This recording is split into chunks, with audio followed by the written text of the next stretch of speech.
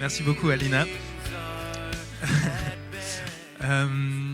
Ouais, comme Adrien l'a dit, j'ai envie de faire un peu de théologie avec vous aujourd'hui. Je crois que la théologie peut changer des vies. Il y a Jean-Noël qui a dit Amen. Non, je pense que la manière dont on pense aux choses a un impact sur la manière dont on vit les choses. Donc, on va faire une théologie du travail aujourd'hui. Et même si tu es étudiant ou étudiante, je sais qu'il y a beaucoup d'étudiants dans la salle, tu peux bénéficier d'avoir une bonne vision du travail. Une vision qui est ni trop idéaliste, ni trop simpliste. Une vision qui est suffisamment complexe pour te porter, en fait, pendant toute ta carrière. Parce qu'en fait, moi, je crois qu'on a de toute façon une vision du travail. C'est pas un truc qu'on choisit d'avoir ou non. Je crois qu'on baigne dans une culture, donc on baigne dans des philosophies. Et il y a principalement deux philosophies du travail. Une philosophie qui va dire le travail, c'est une corvée. Il faut le supporter, mais ça fait partie de l'existence, mais c'est une corvée. Donc, moins je travaille, mieux je me porte. C'est cette philosophie qui fait que le lundi matin, tu te dis vivement le week-end. C'est cette philosophie qui fait que une fois que tu rentres du week-end, tu te dis vivement les vacances. Et qu'une fois que tu rentres des vacances, tu te dis vivement la retraite. Et c'est une philosophie du travail qui est assez ancienne. Hein. C'est un truc qu'on a depuis la nuit des temps, on dirait. Dans les vieilles religions, c'était déjà là. Hein, les dieux créent les humains pour qu'eux travaillent et qu'ils puissent se reposer. Donc c'est ce qu'on voit dans les mythologies comme les trucs anciens de Mésopotamie, Enuma Elish et tout ça. C'est des trucs où, en fait, les humains ont cette corvée d'être des esclaves des dieux, ils leur apportent à manger. On voit ça aussi chez les philosophes, chez Aristote. Aristote, il avait cette vision du travail. Il se disait, en fait, pour être un humain accompli, il faut faire ce qui est humain par excellence, c'est-à-dire raisonner, philosopher. Et donc, quelqu'un qui est vraiment heureux et épanoui dans sa vie, c'est quelqu'un qui n'a plus besoin de travailler, qui peut s'adonner totalement dans la contemplation des vérités philosophiques. Donc ça, c'est une vision fondamentalement négative du travail. Le travail, c'est ce qui ressemble à l'animal. C'est ce qu'il faut bien supporter parce que ça fait partie de la vie, mais moins j'en fais, mieux je me porte. Puis il y a la deuxième philosophie, que vous connaissez aussi. C'est la philosophie qui dit « je suis ce que je fais ». Vous connaissez cette philosophie du travail, hein. Tu te présentes à quelqu'un, que tu lui dis « Salut, je m'appelle Ruben, je suis pasteur ». Et là, à partir du moment où tu as dit, tu dis ce que je fais dans la vie, là, je sais que ma valeur en tant que personne dépend de ton regard sur ce que c'est, pasteur. Donc, si tu fais partie de l'église, tu es si tu ne fais pas partie de l'église, quoi? Mais on connaît tous ça, hein. C'est cette idée que le travail me permet de m'accomplir. Le travail, c'est ce qui définit qui je suis et ce que je vaux. C'est Karl Marx qui disait que le travail, c'est ce qui crée l'humain. Ce qui différencie l'humain des bêtes, c'est qu'il travaille, l'humain. L'humain se crée par le travail.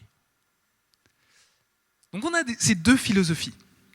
Une vraiment négative sur le travail, l'autre positive mais malsaine. Une espèce d'idolâtrie du travail. Vous connaissez la stratégie, hein. Je vous donne deux philosophies extrêmes et moi je vais me placer au milieu. Non, la Bible, elle a une vision du travail qui est beaucoup plus féconde que ça.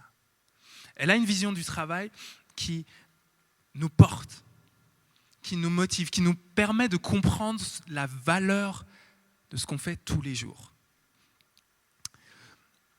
En fait, la Bible, vous vous rappelez, je vous ai dit que dans le monde ancien, il y avait toutes ces mythologies qui parlaient de comment le travail c'était horrible. C'est pour ça que c'est les humains qui s'en chargeaient et pas les dieux. Dans la Bible, on a l'extrême opposé. Le premier qui bosse, c'est Dieu. Le premier qui se retrouve les manches pour aller transpirer, c'est Dieu. Non seulement ça, mais Dieu ensuite, il crée des humains à son image pour leur représenter et il leur dit, vous allez être des co-créateurs avec moi. Alors toi, Adam, tu vas t'occuper du jardin, tu vas cultiver ce jardin, tu vas nommer les animaux, tu vas explorer, tu vas étendre, tu vas créer, tu vas façonner comme moi j'ai créé et façonné. Moi j'ai mis de l'ordre, toi tu vas mettre de l'ordre. Moi j'ai rempli, toi tu vas remplir. L'autre jour on a nettoyé notre cave avec Camille. Je suis tellement fier. On a mis de l'ordre dans cette cave qui était horrible, tu ne pouvais même pas rentrer dedans. Et maintenant je rentre dans la cave juste pour le plaisir de rentrer. Mais Dieu a créé l'univers et il a mis des gens comme toi et moi. Il a dit, hommes et femmes, vous êtes à l'image de Dieu et vous allez créer avec moi. Le travail est profondément digne et épanouissant. En fait, dans la Bible, ton but dans la vie, c'est pas d'aller à la retraite. Je suis désolé. Tu sais, l'idéal d'Instagram de passer sa vie à voyager dans les pays pauvres où les gens travaillent pour toi, c'est pas l'idéal de la Bible. Désolé. Il y a un autre idéal, beaucoup plus proche de ton cœur. C'est celui de trouver ce pourquoi tu es fait et de pouvoir créer, explorer, encourager, servir, découvrir, façonner. Tu es fait pour ça. Ton cœur est fait pour ça. Ton cœur vibre pour ça. Apprendre et apprendre aux autres. Amener les gens avec toi. Découvrir avec eux. Faire à manger. T'occuper des enfants. Ton cœur est fait pour créer avec Dieu. Pour travailler avec Dieu. Mais il y a un problème. Tu vas me dire, Ruben, moi, le lundi, c'est difficile. C'est difficile. Ce n'est pas l'expérience qu'on a tous les jours. Hein. Je ne vais pas lundi au travail. Enfin, moi, oui, mais... Non, parce que le lundi, on a le meeting avec toute l'église. Je ne peux pas dire que je m'ennuie le lundi. Non. Mais quand tu vas au travail le lundi et que ça fait mal, tu ne te dis pas, super, je suis en train de créer avec Dieu. Parce qu'il y a un problème. Et la Bible adresse ce problème. La Bible montre ce problème et va parler d'une malédiction. En fait, il y a une malédiction sur l'humanité. Il y a une malédiction sur notre travail, sur notre rapport au travail. Vous vous rappelez le début de la Bible, ça commence comme ça. Dieu crée les humains, mais ensuite les humains se rebellent. Les humains trahissent, les humains trompent. Et il y a une déchirure qui se fait dans le cœur humain, une déchirure qui se fait dans les relations humaines, une déchirure qui se fait dans la relation entre Dieu et les humains. Et à ce moment-là, il y a Dieu qui va s'adresser à Adam et qui va lui dire, tu t'es attiré une malédiction sur toi en trahissant, en te rebellant. Je vous laisse découvrir avec moi cette malédiction. Ça se trouve dans Genèse 3 au verset 17. À l'homme, Dieu dit, puisque tu as écouté ta femme et que tu as mangé de l'arbre dont je t'avais défendu de manger, la terre sera maudite à cause de toi. C'est avec peine que tu en tireras ta nourriture tous les jours de ta vie. Elle fera pousser pour toi des épines et des chardons, et tu mangeras l'herbe de la campagne. C'est à la sueur de ton visage que tu mangeras ton pain, jusqu'à ce que tu retournes à la terre, puisque c'est d'elle que tu as été pris, car tu es poussière et tu retourneras à la poussière. C'est un passage qui dit beaucoup de choses, mais moi j'ai envie de me contenter de souligner 2 éléments. 2 images. Vous savez, la Bible, ça parle beaucoup en images. Il y a 2 images. La première image, c'est l'image des épines. Vous vous rappelez, Adam, c'était un jardinier. C'était facile. Tu es là pour cultiver le jardin. Le jardin qui est déjà mis en place. Tu n'as qu'à cueillir les fruits. Et là, il dit, tu vas devenir agriculteur, paysan. Tu vas devoir commencer à zéro, avec une terre qui te résiste, qui fait pousser des choses qui sont dures, qui font du mal. En fait, ce que Dieu dit à Adam, c'est qu'il va y avoir une résistance. Une résistance dans ton rapport à ton travail, une résistance dans ton rapport à tes études, une résistance dans ta subsistance, ta vie de tous les jours, il y aura une résistance. En fait, il y a une séparation entre ce que je dois faire et le bonheur. Normalement, dans un monde idéal, c'est ça qui faisait que Kant croyait en Dieu. Bref. Dans un monde idéal, si j'obéis au droit, au devoir, je suis heureux. Si je fais ce que je dois faire, alors je suis heureux et épanoui. Mais ce n'est pas la réalité que Adam expérimente. Il fait ce qu'il doit faire, mais il souffre. Des épines. Vous avez déjà expérimenté des épines dans votre vie ? Des ronces ? Moi, je sais que ma femme, quand elle travaillait dans un foyer, elle travaillait dans un foyer, elle est travailleuse sociale, elle rencontrait beaucoup d'épines. Elle rentrait à la maison écorchée par les ronces. Il y a plusieurs travailleurs sociaux dans le coin. Je sais que tu donnes corps et âme pour une œuvre dans laquelle tu crois, et en fait, ça te fait souffrir. Tu rentres tout cassé. Ça, c'est la malédiction qu'il y a sur nous. La malédiction, on est dans un monde qui nous résiste. Un monde où, quand on fait ce qu'il faut, ça ne veut pas dire qu'on sera heureux. En fait, peut-être on souffre. On souffre juste. On souffre de l'ennui, on souffre du désespoir, on souffre des relations qui ne vont pas, on souffre d'être là où on est. C'est la première image. La deuxième image, c'est la poussière. Tu es poussière et tu retourneras à la poussière. Il y a cette idée, dans ce texte, de dire à Adam, la malédiction que tu as cherchée, c'est de te couper de l'éternité. Tu t'es coupé de la vie éternelle. Vous voyez, c'est la pire chose pour nous les humains, c'est de se rendre compte qu'on est mortel. C'est pour ça qu'on n'a pas envie d'y penser. On ne pense pas à la mort jusqu'à ce qu'elle nous tombe dessus. On n'a pas envie d'y penser. Mais la mort, ce n'est pas juste quelque chose qui concerne notre corps, c'est quelque chose qui concerne notre œuvre. Tout ce qu'on va faire dans ce monde, il n'y a rien qui reste. Il n'y a rien qui reste. T'as beau travailler, t'as beau élever tes enfants, tout ça, on va tous mourir, il y a tout qui retombe à la poussière.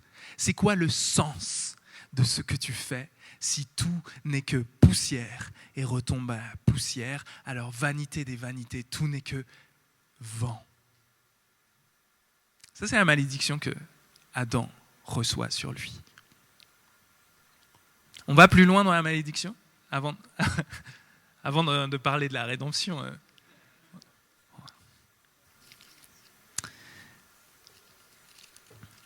On va voir ce qui se passe quand l'humanité, qui a été maudite, cherche à trouver un remède par ses propres forces à la malédiction. Ça se trouve dans Genèse 11, et c'est les premiers versets.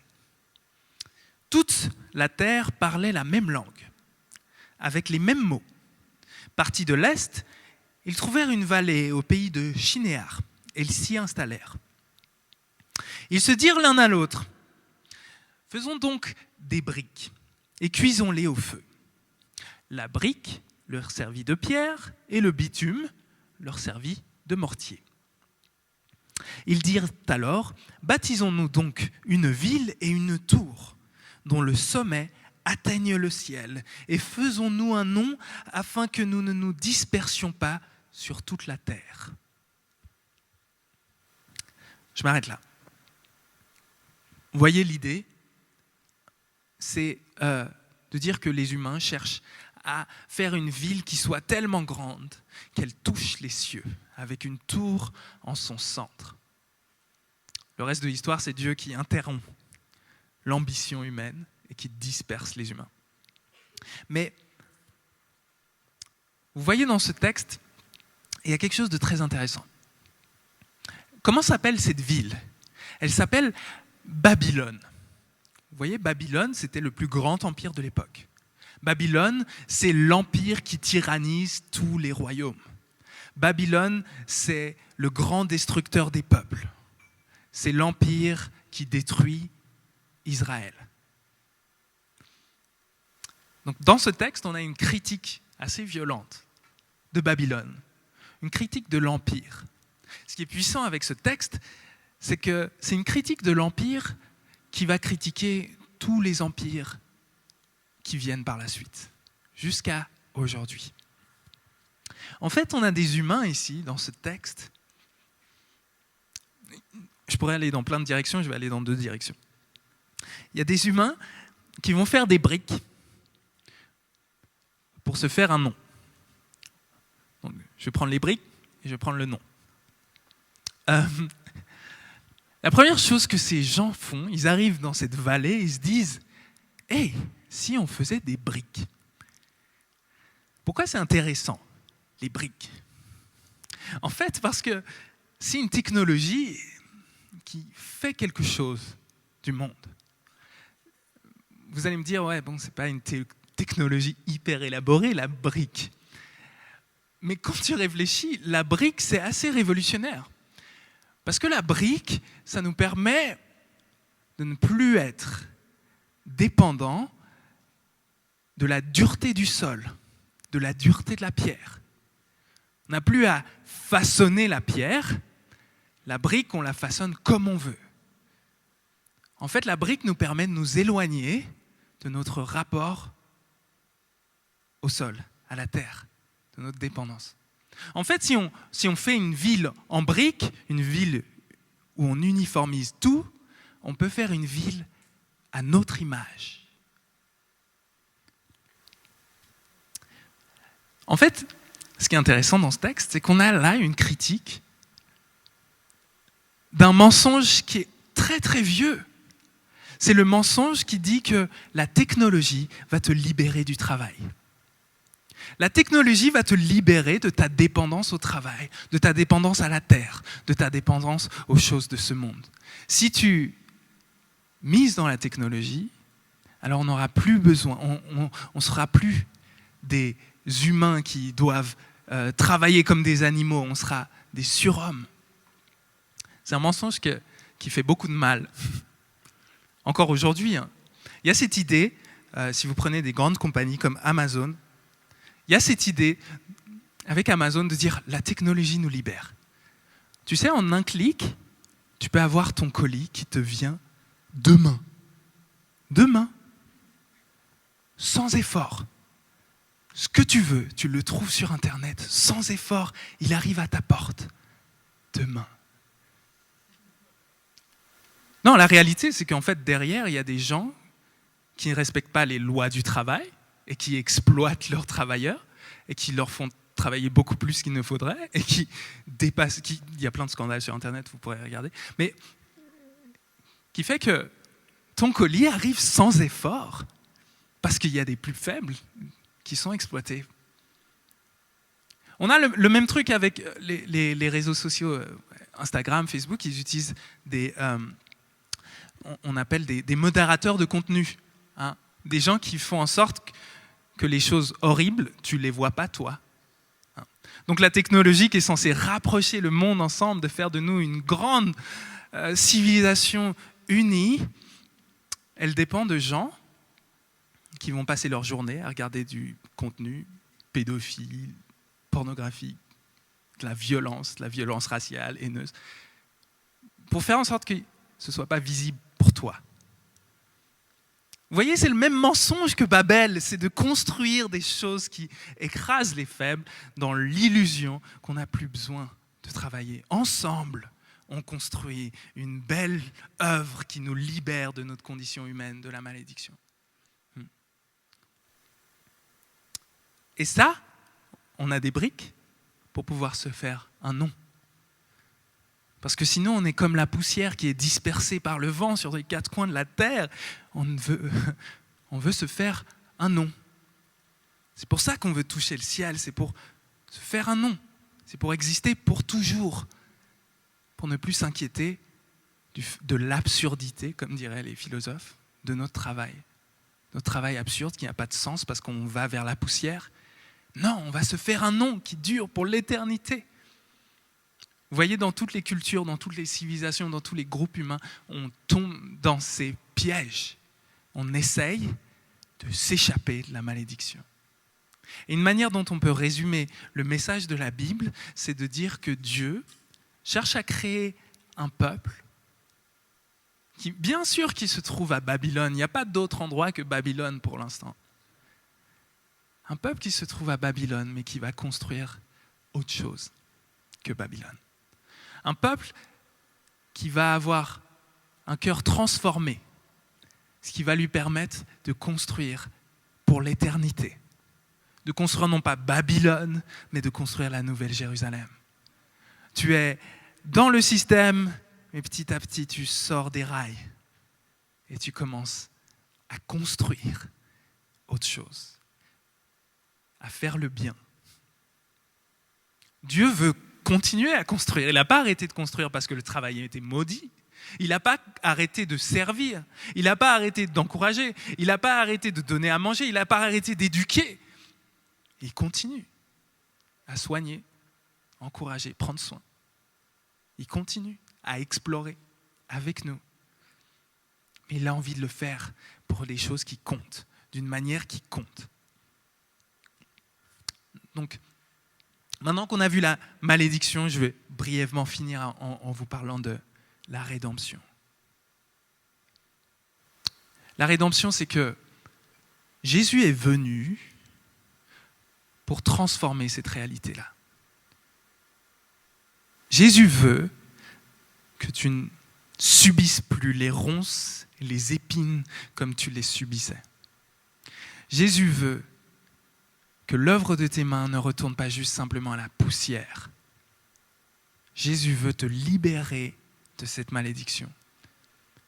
La manière dont il l'a fait est un peu surprenante. Il ne nous a pas apporté une nouvelle technologie. Non. Dieu s'est incarné et est devenu le fils d'un charpentier. Un travailleur s'il en est. Il a retroussé ses manches. Et il est devenu roi avec une couronne d'épines. Il a pris sur sa tête la malédiction qui pesait sur toi et ton travail. Et il en a fait une couronne. Il a pris ta souffrance. Il a pris ta malédiction. Il a pris ton exil. Il a pris ton péché, tes offenses, ta rébellion. Toutes les choses qui font que le travail est encore plus dur, ce n'est pas juste des choses qui t'arrivent, c'est des choses que tu fais toi. Ton orgueil, ton égoïsme, ton ambition mauvaise, ta jalousie, ta paresse. Jésus a pris ça sur lui pour te donner sa couronne. Pour que toi, tu puisses voir ta vie transformée. Pour que toi, tu puisses savoir que ta valeur, ce n'est pas ton travail. Ce que tu fais, ce n'est pas qui tu es. Qui tu es, c'est ce qu'il a fait pour toi, ce qu'il dit de toi. qui tu es, c'est qui tu es en Christ, qui t'a racheté, qui t'a sauvé, qui t'a aimé. Et à partir de là, tu n'as plus besoin de croire que c'est ton titre qui définit ta valeur, ton salaire qui définit ta valeur, ta réussite qui définit ta valeur. Non, le travail est restauré parce que lui te dit « Je t'aime ». Je t'aime. Tu es digne d'être aimé. Tu es encore pire que ce que tu pensais, mais tu es encore plus aimé que tu pourrais jamais le rêver. Je t'aime. Il a mis une couronne d'épines sur la tête. Mais plus que ça, il a embrassé la poussière.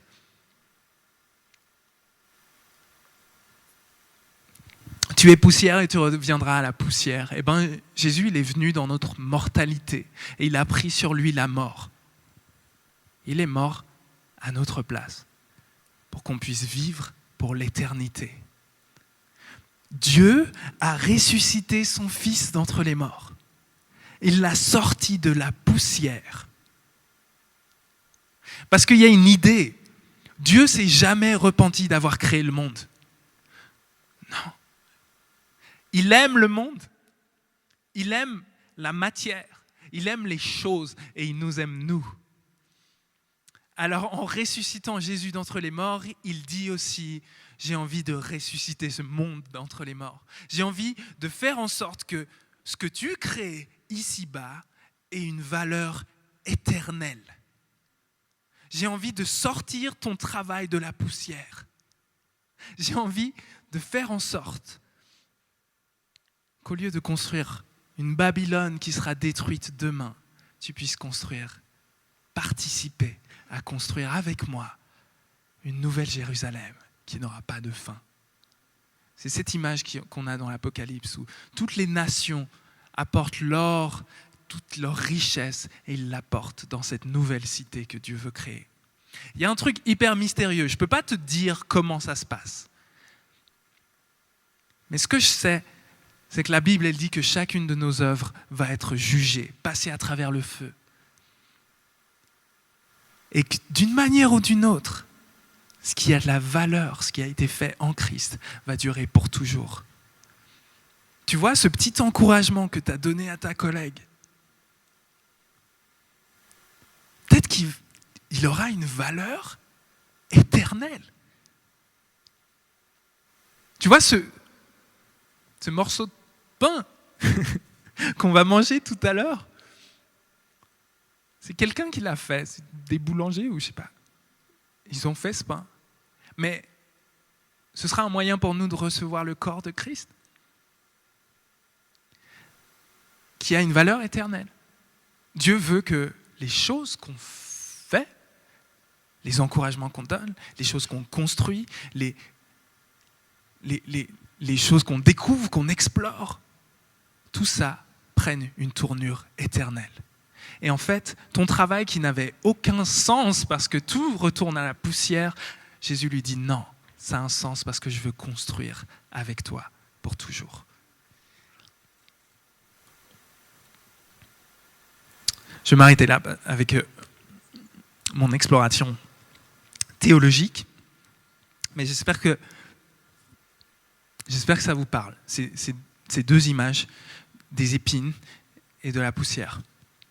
On va prendre un temps de communion pour pouvoir vivre, expérimenter ça.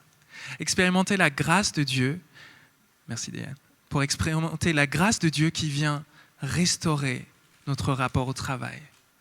Pour expérimenter la grâce de Jésus qui, par sa puissance, peut renouveler notre expérience du travail. Voyez, on va continuer à vivre les épines. On va continuer à souffrir. On est dans un monde où, quand tu fais ton devoir, tu ne seras pas forcément heureux. Quand tu fais ce que tu as été fait pour faire, tu vas peut-être souffrir. Les gens vont peut-être te rejeter, ça se passe. Mais Jésus a pris cette souffrance sur lui pour donner un sens à ta souffrance, quelque chose de nouveau. Tu peux la vivre avec lui, tu peux la lui amener. Il peut te donner un nouveau souffle, son Saint-Esprit pour vivre cette souffrance-là.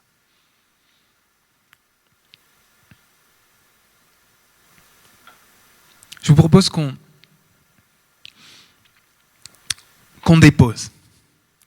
dépose devant Dieu notre ambition de devenir quelqu'un, notre ambition de construire notre propre nom. Et qu'on dépose nos études, notre travail, les choses qu'on fait tous les jours devant Dieu. Qu'on lui dise, je veux créer avec toi. Je veux collaborer à ce que tu fais. Je refuse de construire Babylone.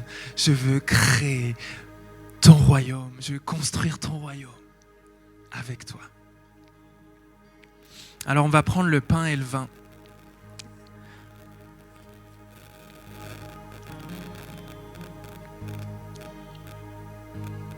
Je vais prier pour ça et après je vais vous expliquer comment ça va se passer. Le Seigneur Jésus, dans la nuit où il a été livré, prit du pain. Et après avoir prié, il le rompit et il dit, « Tenez et mangez, ceci est mon corps qui est livré pour vous. Faites ceci en mémoire de moi. » Et après le repas, il fit de même avec la coupe, il prit la coupe et il dit, « Voici la coupe de l'alliance en mon sang.